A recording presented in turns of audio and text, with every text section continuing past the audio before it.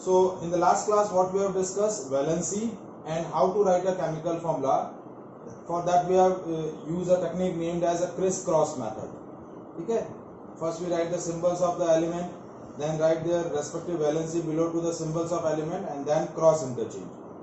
ठीक है, तो ये लॉजिक यूज करके हमने क्या फाइंड आउट किया, how to write a chemical formula of substance. Now today will discuss the naming of chemical substance. ठीक है, तो कुछ सर्टेन लॉजिक्स आपकी टेक्स्ट बुक में दिए हुए हैं कि how to write a name of the chemical substance. So first rule is, if the chemical substance is formed by chemical combination of one metal and one non-metal. यदि आपका एक substance form हो रहा है, substance के formation में क्या हो रहा है, एक metal है और दूसरा non-metal है.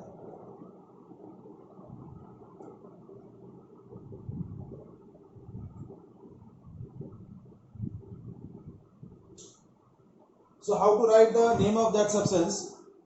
To write the name of that substance, first we write the name of metal,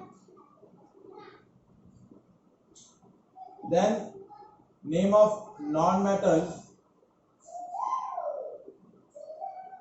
plus suffix id is add. क्या suffix add करना है?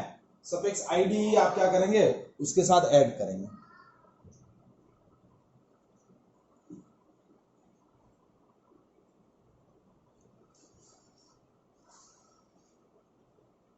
ठीक है, जैसे फॉर एग्जांपल कि जैसे कंपाउंड है NaCl, तो Na ये सोडियम है, सोडियम क्या है आपका मेटल है, क्लोरीन नॉन मेटल. तो क्या आएगा, नेम कैसे लिखेंगे, name of the metal right first, then sodium plus chlorine plus ide. अब ये क्या होगा, ई आई एन हट जाएगा, ये क्या हो जाएगा, सोडियम क्लोराइड. क्या लग जाएगा, नहीं क्या हो जाएगा, सोडियम क्लोराइड. जैसे कंपाउंड है, one more example I have taken. तो देखिए ये जो पहला एलिमेंट है वो मेटल है, दैट इज कैल्शियम. ये आपका नॉन मेटल है ऑक्सीजन, ये नॉन मेटल है. तो नेमिंग क्या हो जाएगा, कैल्शियम ऑक्साइड. ठीक है, जैसे Mg3N2. तो मैग्नीशियम मेटल है, नाइट्रोजन नॉन मेटल है. तो मेटल और नॉन मेटल के कॉम्बिनेशन से बना है, तो क्या हो जाएगा, मैग्नीशियम नाइट्राइड. क्या हो जाएगा, मैग्नीशियम नाइट्राइड. जैसे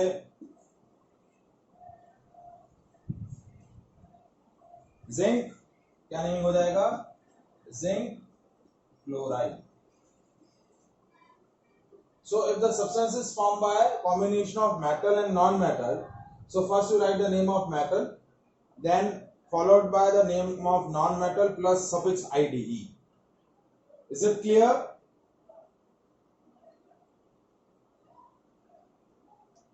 समझ में आया आपको?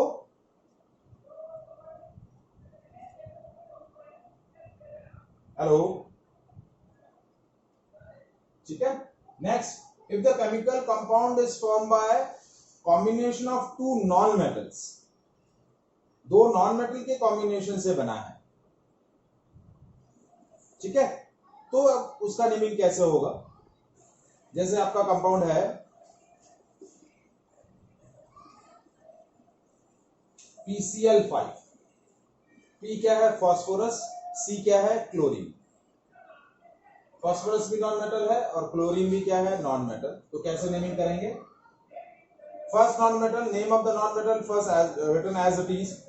ठीक है, तो ये हो जाएगा फास्फोरस.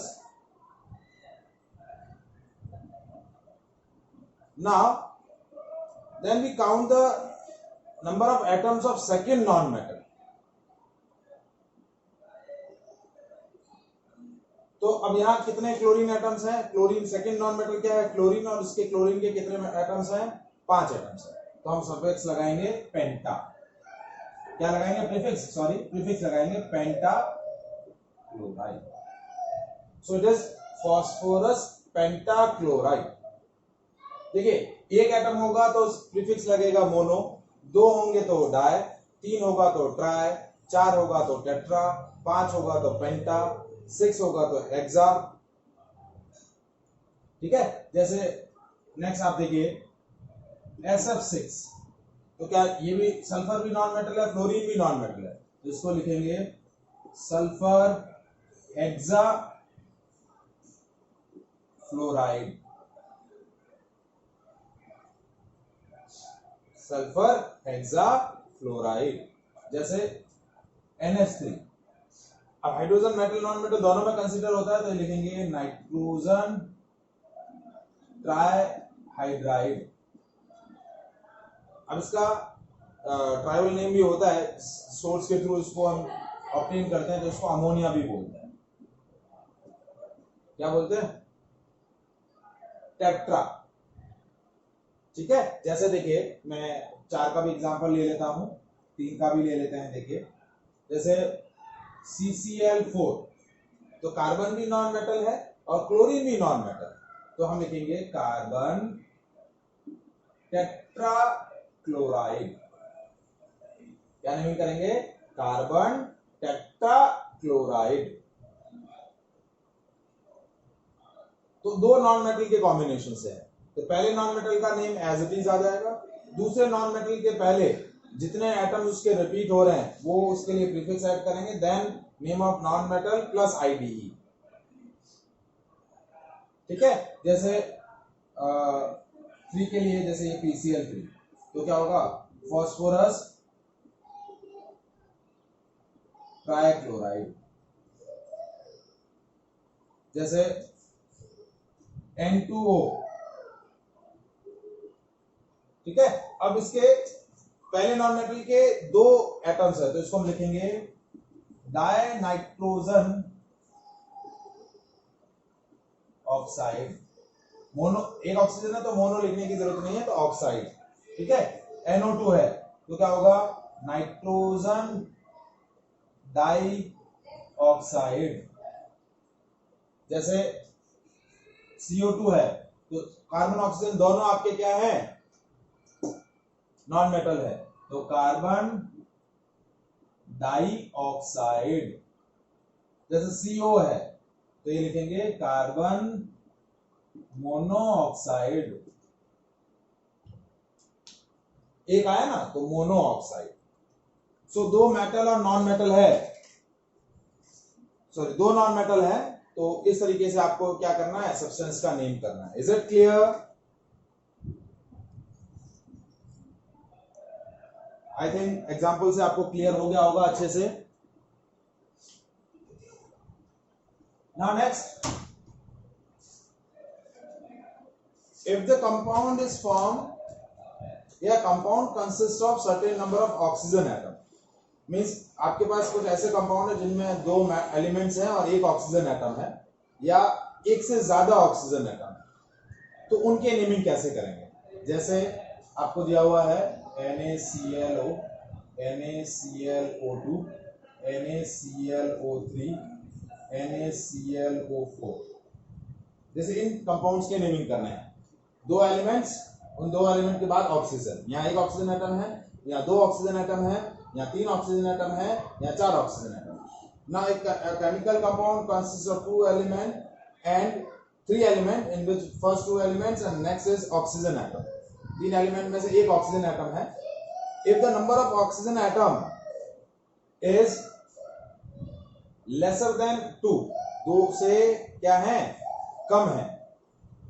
जैसे यहां पर लेस देन 2 है, कितने हैं? 1। तो इसका नेमिंग कैसे लिखेंगे? We are adding a prefix hypo. क्या ऐड करेंगे? हाइपो। ठीक है। तो इसका नेमिंग हो जाएगा सोडियम, नेम ऑफ मेटल्स पहले आ जाएगा, फिर अब इसका नेमिंग क्या हो जाएगा, हाइपोक्लोराइड।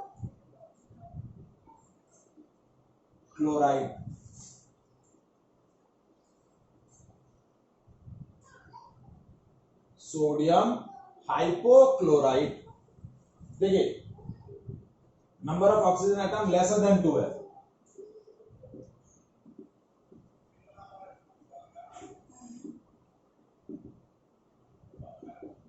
तो आपको क्या लिखना है, नेम ऑफ मेटल फर्स्ट लिख देंगे, फिर प्रीफिक्स ऐड करेंगे हाइपो, देन ये जो क्लोरीन है, chlori chlor plus IT, prefix क्या लगेगा, आईटीई। यहां सफिक्स लगेगा हाइपो, प्रीफिक्स लगेगा ITE. Name of metal first, then prefix hypo, then name of second element plus suffix ite. If the number of oxygen is equals to 2,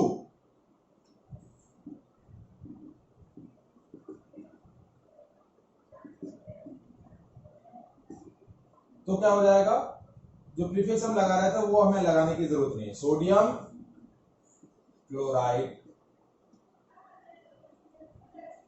क्या हो जाएगा, sodium chloride.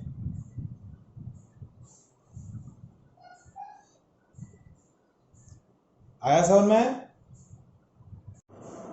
In the next compound the number of oxygen atom is more than 2, यानी ये 3 है, तो क्या होगा, जब मोर देन 2 है यानी इक्वल्स टू 3 हो गए यहां पे, तो अब आपका नेमिंग क्या हो जाएगा, सोडियम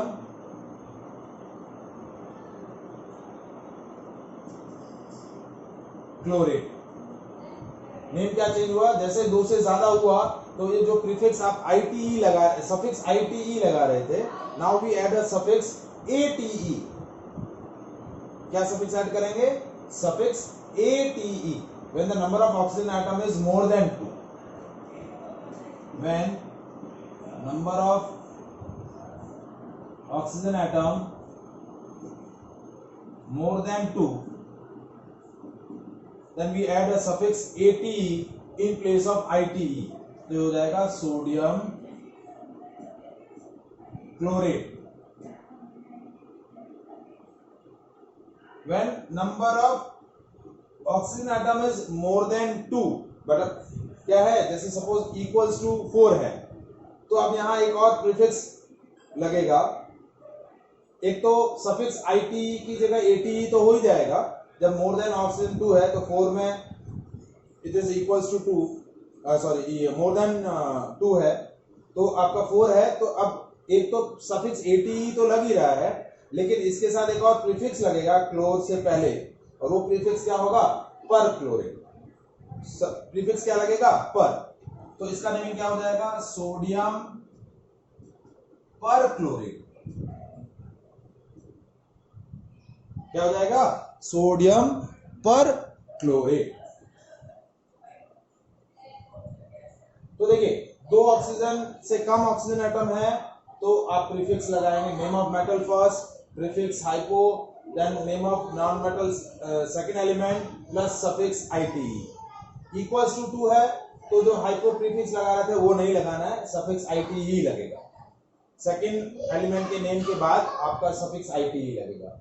अब number of oxygen atom more than 2 है तो आपका सफिक्स आईटीई की जगह क्या हो जाएगा, एटीई हो जाएगा, यानी इक्वल्स टू 3 है तो यहां क्या हो जाएगा, सोडियम क्लोरेट, क्या हो जाएगा, क्लोरेट। और जब नंबर ऑफ ऑक्सीजन एटम 4 है तो ये हो जाएगा सोडियम पर क्लोरेट, क्या हो जाएगा, सोडियम पर क्लोरेट। Is it clear.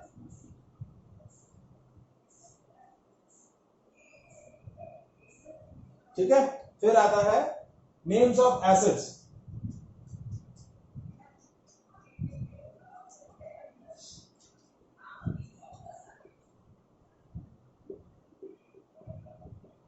तो एसिड्स के नेम, जैसे आपका एसिड है HCl, तो HCl को कैसे नेम करेंगे, हाइड्रोक्लोरिक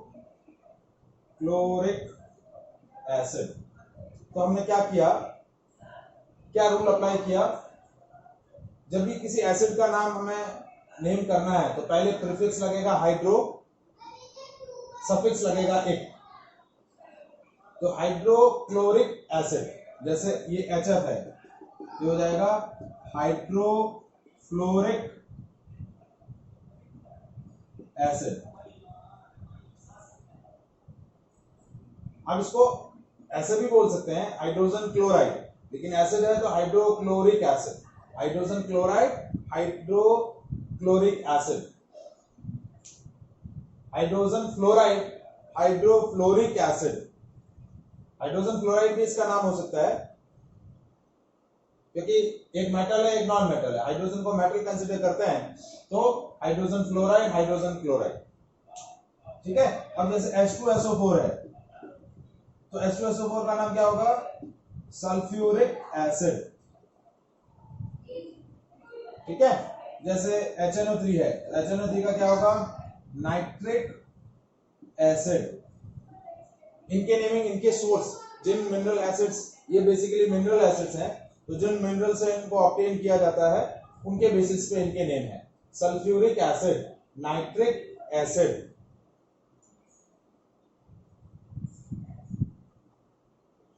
ठीक है।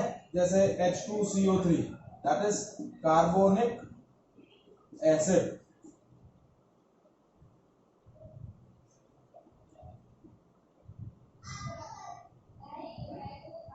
ठीक है।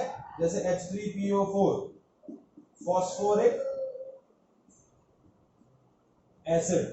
तो ये कुछ स्पेसिफिक नेम है जो आपको याद रखने हैं, जो बहुत बार एग्जाम में आपको पूछे जाते हैं, name of the certain compounds. Is it clear?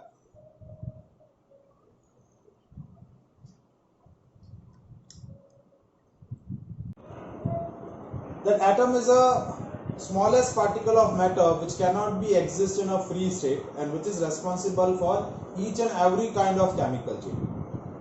तो एटम जो है वो बहुत ही स्मॉलेस्ट है, जिसकी फ्री एग्जिस्टेंस भी नहीं है। तो एटम जैसे इतने स्मॉलेस्ट पार्टिकल का मास जो है, वो मास क्या बोला जाता है? Atomic mass. एटॉमिक मास कैसे, how can we define atomic mass?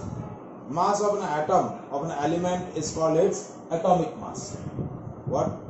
Mass of an atom of an element is called its atomic mass.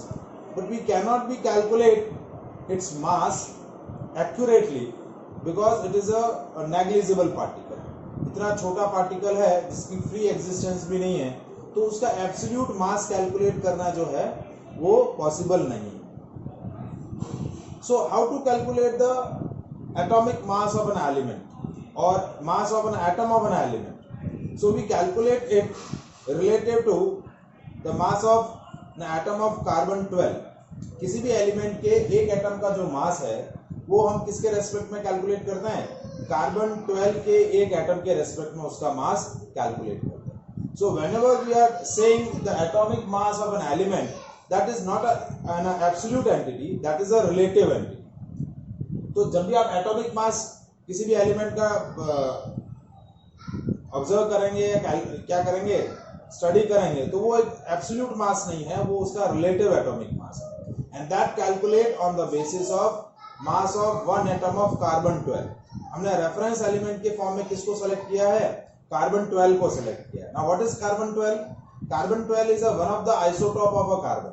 क्या है? Carbon 12 is one of the isotopes of carbon which has a maximum abundance in a earth crust. So that's why we are choosing carbon element, carbon 12 element as a reference element. So what is an atomic mass? That is not a that is a relative entity. So how can we define a relative atomic mass? Relative atomic mass is mass of one atom of an element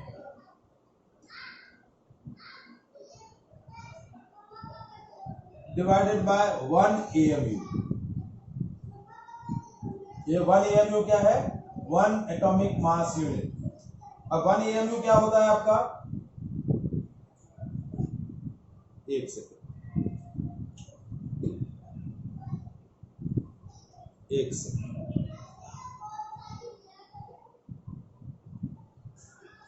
अभी देखिए, clear है? देखिए relative atomic मास क्या होता है, mass of one atom of an element with respect to one AMU. देखिए कोई भी आप न्यूमेरिकल वैल्यू लिखते हैं, यदि उस न्यूमेरिकल वैल्यू के डिनोमिनेटर में आप 1 रिप्रेजेंट करें, 1 लिखें, जैसे आपने लिखा 60/1, तो 60/1 इज बेसिकली 60, तो डिनोमिनेटर में 1 हो या नहीं हो उससे कोई फर्क नहीं पड़ता है। तो किसी भी एलिमेंट के एक एटम का जो मास है वो 1 एएमयू के रेस्पेक्ट में कैलकुलेट किया जाता है। अब 1 एएमयू क्या होता है, 1 एटॉमिक मास यूनिट, और इसकी वैल्यू क्या होती है, 1/12 of mass of 1 atom of carbon 12। 1 AMU की वैल्यू क्या है, 1/12 of mass of 1 atom of carbon 12। तो किसी भी एलिमेंट के एक एटम का मास कार्बन 12 के 1 एटम के 12th पार्ट के रेस्पेक्ट में हम क्या करते हैं, मेजर करते हैं। जैसे नॉर्मली जब भी आप कोई चीज को मेजर करते हैं तो नॉर्मली हम जो फिजिकल बैलेंस यूज करते हैं, तराजू, तो तराजू में क्या होता है, एक तरफ आपका नोन वेट होता है 1 kg, 2 kg, 5 kg, 20 kg, और उतना ही मास आप दूसरी तरफ क्या कहते हैं, कैलकुलेट कर लेते हैं कि भाई इसके जैसे आपका फिजिकल बैलेंस न्यूट्रल होगा, इस तरफ आपने सपोज 5 kg का मेजरमेंट रखा है, उस तरफ जैसे ही 5 kg हो जाएगा तो आपका जो बीच वाला बैलेंस है वो क्या आ जाएगा, सेंटर में आ जाएगा। तो उसी तरीके से किसी भी एलिमेंट के एक एटम का मास हम कार्बन 12 के एक एटम के 1/12 पार्ट के रेस्पेक्ट में क्या करते हैं, मेजर करते हैं, and that 1/12 of mass of 1 atom of carbon 12 is 1 AMU. और इसकी ग्राम में जो वैल्यू होती है वो कितनी होती है, 1.66 into 10⁻27 kg। बहुत नेग्लिजिबल वैल्यू है। आप बोलेंगे कि इतना नेग्लिजिबल वैल्यू एग्जिस्ट भी करता है, नहीं, इतना छोटा वैल्यू होता है। तो किसी भी एलिमेंट के एक एटम का मास 1 एएमयू के रेस्पेक्ट में मेजर किया जाता है। जैसे as we know that the atomic mass of carbon क्या होता है, कार्बन का एटॉमिक मास क्या होता है, आपको पता है कार्बन का एटॉमिक मास कितना होता है,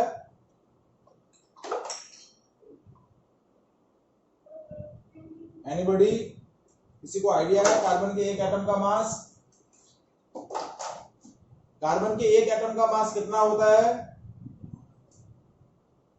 कार्बन का एटॉमिक मास कितना होता है, ऑक्सीजन का एटॉमिक मास पता है, ऑक्सीजन का एटॉमिक मास क्या होता है, 16। तो वो जो 16 है, that 16 is not absolute 16, that is 16/1। क्या मतलब हुआ, ऑक्सीजन का एटॉमिक मास 16 है, means the one atom of oxygen is 16 times heavier than the 1 AMU। तो हम वो जो कैलकुलेट कर रहे हैं एंटिटी, वो एंटिटी रिलेटिव एंटिटी है, नॉट एब्सोल्यूट एंटिटी। तो how can we define a relative atomic mass, mass of 1 atom of an element divide by 1 AMU, या फिर इसको हम लिख सकते हैं mass of 1 atom of an element divide by 1/12 of mass of 1 atom of carbon 12। 1 AMU की मैंने definition लिख दी है, ठीक है। So that is your relative atomic मास।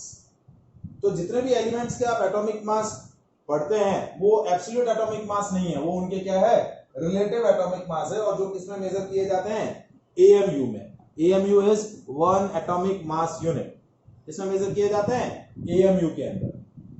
तो देखिए मैं कुछ एलिमेंट्स के एटॉमिक मासेस आपको बता रहा हूं, वो आपको लर्न रखने हैं। जैसे हाइड्रोजन,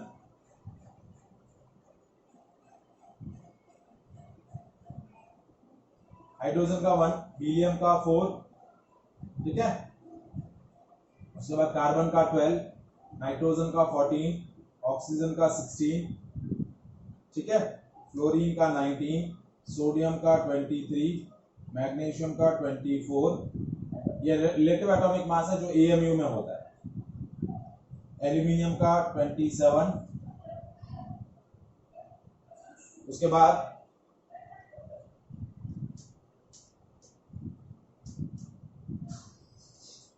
सिलिकॉन का 28, फास्फोरस का 31, सल्फर का 32, क्लोरीन का 35, ठीक है, पोटेशियम का 39, कैल्शियम का 40, आयरन का 56,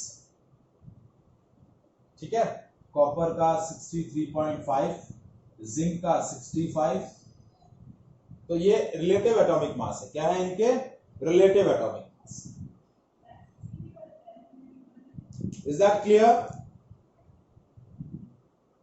So atomic mass of an element is a relative entity. It is not an absolute entity. It measure with respect to 1 AMU.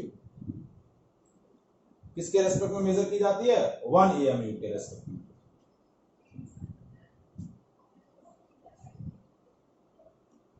Decimal में क्यों हुआ? क्योंकि उसकी वैल्यू 1 AMU के रेस्पेक्ट में इतनी रहती है, इसलिए ये हो गया। बहुत सारे एलिमेंट्स के फ्रैक्शन में होते हैं, ऐसा नहीं है कि सिर्फ कॉपर का ही है, बहुत सारे एलिमेंट्स के होते हैं। अभी मैंने जो स्पेसिफिक आपको लर्न करने हैं वही बताए हैं।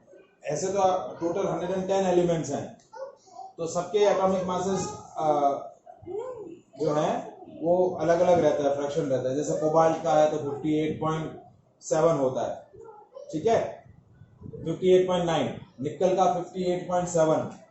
तो ऐसे फ्रैक्शन में भी होते हैं एटॉमिक मासेस। ऐसा नहीं है कि सबके होल नंबर्स ही हैं, फ्रैक्शन में भी रहेंगे, ठीक है। अब नेक्स्ट पॉइंट आता है हमारा मॉलिक्यूलर मास। तो मॉलिक्यूलर मास जो है, जैसा कि नाम है, mass of a molecule of a substance is called its molecular mass. किसी भी सब्सटेंस के मॉलिक्यूल का जो मास होगा वो क्या बोला जाएगा? Molecular mass. अब हमने फर्स्ट सेशन के अंदर ही डिस्कस किया था कि what is a molecule. Molecule is a basic entity of pure substance which formed by a chemical combination of atoms. Molecule क्या होता है? एटम के कॉम्बिनेशन से बनता है। अब हमने अभी पढ़ा कि एटम का मास जो है वो एब्सोल्यूट मास नहीं है, वो रिलेटिव एटॉमिक मास बोला जाता है। तो मॉलिक्यूल का जो भी मास होगा that is also a relative entity, that is not a absolute entity, क्योंकि एटम के कॉम्बिनेशन से मॉलिक्यूल बनता है।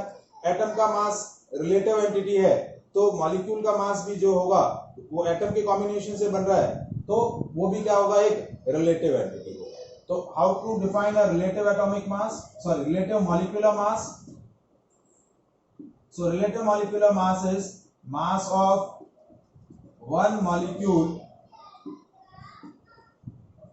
Of a substance with respect to 1 AMU। ये भी किसके रेस्पेक्ट में मेजर किया जाएगा? 1 AMU के रेस्पेक्ट में।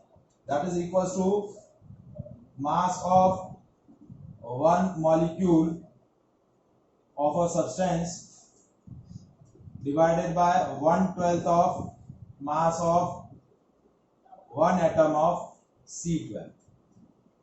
ये आपकी रिलेटिव मॉलिक्यूलर मास की डेफिनेशन हो गई। यदि हम सिंपली किसी भी सब्सटेंस का मॉलिक्यूलर मास कैलकुलेट करना चाहें तो मॉलिक्यूलर मास क्या होगा? Relative molecular mass it is equal to algebraic sum of atomic masses of different elements, atomic masses of different atoms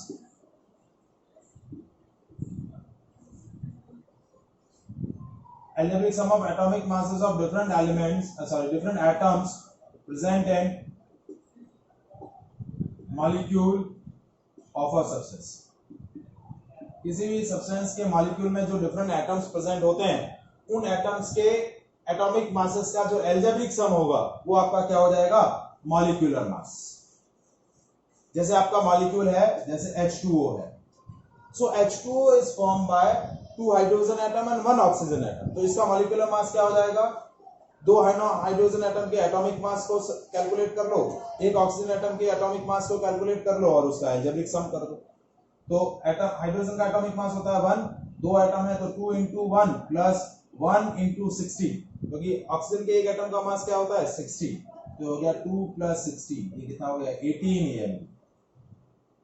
that is the mass of one molecule of water, 18 AMU।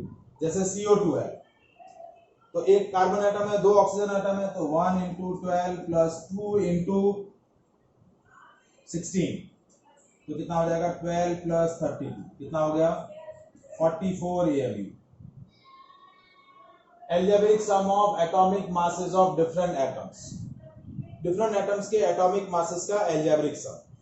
जैसे H2SO4, तो कैसे निकालेंगे? 2 into 1 plus 1 into 32 plus 4 into 60, ये हो गया 2 plus 32 plus 64, कितना हो गया? 98 AMU। कितना हो गया? 98 AMU।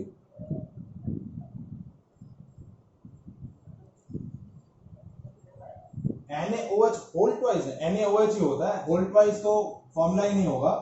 जैसे फॉर एग्जांपल, जैसे आपका सब्सटेंस है Na2SO4, ठीक है, इसका मॉलिक्यूलर मास निकालना है तो 2 सोडियम एटम है, तो 2 into 23 plus 1 into 32 plus 4 into 60, ये हो गया 46 प्लस 32 प्लस 64, ठीक है, 60 100 110 142 AMU। Is that clear? जैसे है जिंक नाइट्रेट, तो एक जिंक एटम है तो 1 into 65 plus 2 nitrogen atom N2 है ना, तो 2 इंटू 14, ऑक्सीजन कितने हुए? 3 2 जा 6 plus 6 into 60, 6 oxygen atom, 2 nitrogen atom, एक जिंक एटम, तो हो गया 65 प्लस 28 प्लस 96, तो ये हो गया 8 and 6 14, 19, 9 and 1 10, 10 and 2 12, 12 and 6 189 AMU. So that is a way to calculate the molecular mass of a substance. Is it clear? तो आज हमने दो चीजें कैलकुलेट करी, दो चीजें स्टडी करी, name of the chemical substance and atomic mass, relative atomic mass and relative molecular mass of the substances, relative atomic mass of an element and relative molecular mass of a substance. Is it clear?